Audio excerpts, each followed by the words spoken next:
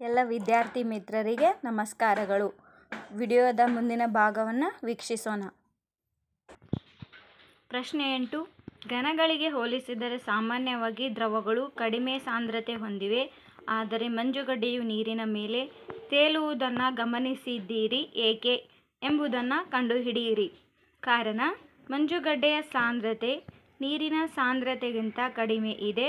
ಜೊತೆಗೆ ಮಂಜುಗಡ್ಡೆಯ ಕಣಗಳಲ್ಲಿ ಕಣಗಳ ಜೋಡಣೆಯು ಸಡಿಲತೆಯಿಂದ ಕೂಡಿದೆ. ಆದ್ದರಿಂದ ಮಂಜುಗಡ್ಡೆ ನೀರಿನ ಮೇಲೆ ತೇಲುತ್ತದೆ.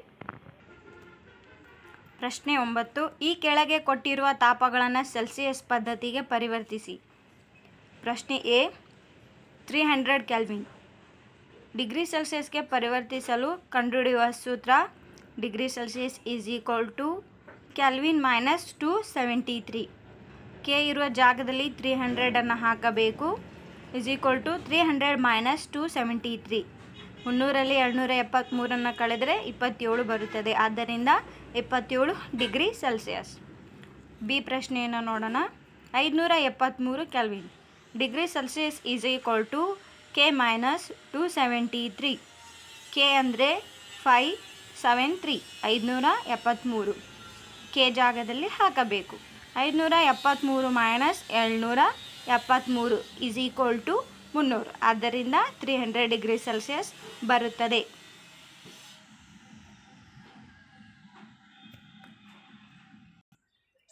ಈ ಕೆಳಗಿನ ತಾಪಗಳಲ್ಲಿ ನೀರಿನ ಭೌತಿಕ ಸ್ಥಿತಿಯನ್ನು ತಿಳಿಸಿ. ಎ ಪ್ರಶ್ನೆ ಎ 750 ಡಿಗ್ರಿ ಸೆಲ್ಸಿಯಸ್.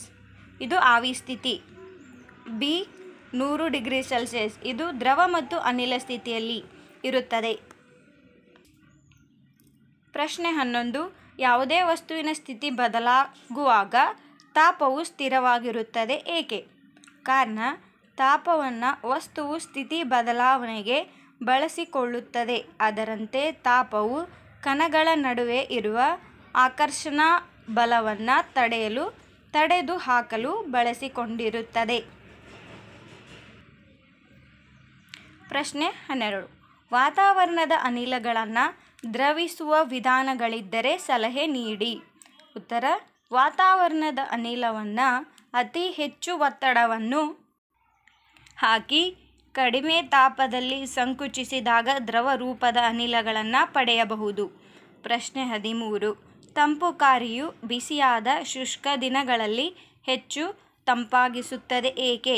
ಕಾರಣ: ಶುಷ್ಕ ದಿನಗಳಲ್ಲಿ ಬಾಷ್ಪೀಕರಣದ ದರವು ಹೆಚ್ಚಾಗುವುದರಿಂದ ಬೇಸಿಗೆಯಲ್ಲಿ ತಂಪುಕಾರಿಯು ಹೆಚ್ಚು ತಂಪನ್ನಾಗಿಸುತ್ತದೆ. ಪ್ರಶ್ನೆ 14. ಬೇಸಿಗೆ ದಿನಗಳಲ್ಲಿ ಮಡಿಕೆಯಲ್ಲಿನ ನೀರು ತಂಪಾಗಿರುತ್ತದೆ ಏಕೆ? ಕಾರಣ: ಮಣ್ಣಿನ ಮಡಿಕೆಯಲ್ಲಿ ಬಹಳಷ್ಟು ಸೂಕ್ಷ್ಮ ರಂಧ್ರಗಳಿರುತ್ತವೆ.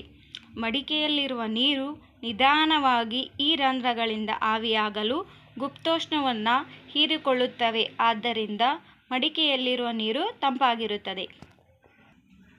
ಪ್ರಶ್ನೆ 15. ನಮ್ಮ ಅಂಗೈ ಮೇಲೆ ಸ್ವಲ್ಪ ಅಸಿಟೋನ್ ಅಥವಾ ಪೆಟ್ರೋಲ್ ಅಥವಾ ಸುಗಂಧ ದ್ರವ್ಯ ಬಿದ್ದಾಗ ತಂಪಿನ ಅನುಭವ ಆಗುತ್ತದೆ ಏಕೆ? ಕಾರಣ: ನಮ್ಮ ದೇಹದಲ್ಲಿರುವ ತಾಪವನ್ನು ಉಪಯೋಗಿಸಿಕೊಂಡು ಅಂಗೈ ಮೇಲೆ ಬಿದ್ದ ಅಸಿಟೋನ್, ಪೆಟ್ರೋಲ್ ಅಥವಾ ಸುಗಂಧ ದ್ರವ್ಯಗಳ ಹನಿಗಳು ಆವಿಯಾಗುತ್ತವೆ. ಇದರಿಂದ ನಮಗೆ ತಂಪಿನ ಅನುಭವ ಉಂಟಾಗುತ್ತದೆ. ಪ್ರಶ್ನೆ 16. ನಾವು ಬಿಸಿಯಾದ ಚಹಾ ಮತ್ತು ಹಾಲನ್ನು ವೇಗವಾಗಿ ಹೀರಲು ತಟ್ಟೆಯಿಂದ ಸಾಧ್ಯವಾಗುತ್ತದೆ. ಆದರೆ ಲೋಟದಿಂದ ಸಾಧ್ಯವಾಗುವುದಿಲ್ಲ ಏಕೆ? ಕಾರಣ: ತಟ್ಟೆಯ ಮೇಲ್ಮೈ ವಿಸ್ತೀರ್ಣ ಲೋಟದ ಮೇಲ್ಮೈ ವಿಸ್ತೀರ್ಣಕ್ಕಿಂತ ಹೆಚ್ಚಾಗಿರುತ್ತದೆ. ಇದರಿಂದ ಬಿಸಿಯಾದ ಚಹಾ ಮತ್ತು ಹಾಲಿನ ಬಾಷ್ಪೀಕರಣದ ದರವು ಹೆಚ್ಚಾಗುತ್ತದೆ. ಹೀಗಾಗಿ ಬಿಸಿ ಚಹಾ ಮತ್ತು ಹಾಲು ತಂಪಾಗುತ್ತದೆ. ಇದರಿಂದ ವೇಗವಾಗಿ ಹೀರಲು ತಟ್ಟೆಯಿಂದ ಸಾಧ್ಯವಾಗುತ್ತದೆ. ಪ್ರಶ್ನೆ 17. ಬೇಸಿಗೆಯಲ್ಲಿ ನಾವು ಯಾವ ತರಹದ ಬಟ್ಟೆಗಳನ್ನು ಧರಿಸಬೇಕು? ಉತ್ತರ: ಬೇಸಿಗೆಯಲ್ಲಿ ನಾವು ಹತ್ತಿಯ ಬಟ್ಟೆಗಳನ್ನು ಧರಿಸಬೇಕು. ಕಾರಣ: ಹತ್ತಿಯ ಬಟ್ಟೆಗಳು ಅಸಂಖ್ಯಾತವಾದ ಸೂಕ್ಷ್ಮ ರಂಧ್ರಗಳಿಂದ ಕೂಡಿದ್ದು ಸುಲಭವಾಗಿ ನೀರನ್ನು ಹೀರಿಕೊಳ್ಳುತ್ತವೆ ಮತ್ತು ಸುಲಭವಾಗಿ ಆವಿಯಾಗಿ ದೇಹವನ್ನು ತಂಪಾಗಿಸುತ್ತವೆ. ಅಭ್ಯಾಸದ ಪ್ರಶ್ನೋತ್ತರಗಳು. ಪ್ರಶ್ನೆ 1. ಈ ಕೆಳಗಿನ ತಾಪವನ್ನು ಸೆಲ್ಸಿಯಸ್ ಅಳತೆಗೆ ಪರಿವರ್ತಿಸಿ. A 293 kelvin 293 kelvin. ಸೂತ್ರ C = K - 273 = 293 - 273 = 20. ಆದ್ದರಿಂದ 20 ಡಿಗ್ರಿ ಸೆಲ್ಸಿಯಸ್. ಪ್ರಶ್ನೆ ಬಿ 470 ಕೆಲ್ವಿನ್ 470 ಕೆಲ್ವಿನ್. ಇದನ್ನು ಡಿಗ್ರಿ ಸೆಲ್ಸಿಯಸ್ಗೆ ಪರಿವರ್ತಿಸಲು ಸೂತ್ರ ಡಿಗ್ರಿ ಸೆಲ್ಸಿಯಸ್ = ಕೆಲ್ವಿನ್ - 273 = 470 - 773 197. ಆದ್ದರಿಂದ ಉತ್ತರ 197 ಡಿಗ್ರಿ ಸೆಲ್ಸಿಯಸ್. ಪ್ರಶ್ನೆ 2. ಈ ಕೆಳಗಿನ ತಾಪಗಳನ್ನು ಕೆಲ್ವಿನ್ ಅಳತೆಗೆ ಪರಿವರ್ತಿಸಿ. ಪ್ರಶ್ನೆ ಎ 25 ಡಿಗ್ರಿ ಸೆಲ್ಸಿಯಸ್.